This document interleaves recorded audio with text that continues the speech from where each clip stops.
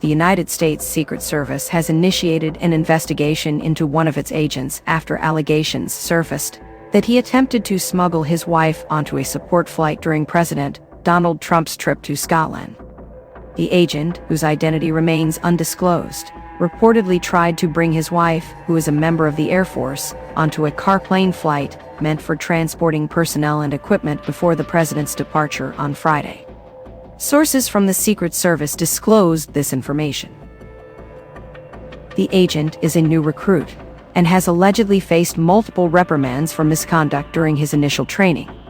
A spokesperson for the Secret Service confirmed to the Daily Beast that the employee was warned by supervisors before the overseas departure that such actions were prohibited. Consequently, the spouse was prevented from boarding the flight. The spokesperson emphasized that no Secret Service protectees were on board, and there was no impact on overseas protective operations. Further reports indicate that the agent's wife had already attended an official agency briefing at a hotel in Maryland and traveled with personnel to the Distinguished Visitor Lounge at Joint Base Andrews. It was there she was discovered and instructed to leave.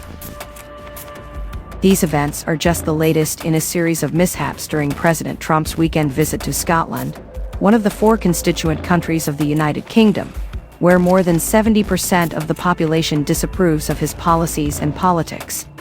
The trip got off to a rocky start even before his plane landed in Glasgow on Friday. A Scottish newspaper, The National, ran a front page with the headline, "Convicted U.S. Felon to Arrive in Scotland." Upon traveling to his Turnberry resort in the southwest of the country, Trump's motorcade was greeted by protesters holding signs criticizing him over the Epstein Files controversy. This was a precursor to rallies that took place over the weekend in 3 cities across Scotland and outside his 2 golf courses. While President Trump spent much of his weekend playing golf, accompanied by an armored golf cart, the break did little to ease his concerns amid the ongoing scandal related to the Epstein case. On Sunday, he told reporters, "I'm actually not in a good mood." These remarks followed his meeting with European Union President Ursula von der Leyen, which resulted in a new trade deal with the bloc. However, the Wall Street Journal's editorial board criticized this deal for abandoning Trump's goals for economic relations with Europe. All these events unfolded before his press conference on Monday, which preceded a meeting with United Kingdom Prime Minister Keir Starmer. The conference was almost entirely overshadowed by the loud musical performance of Trump's own bagpipers.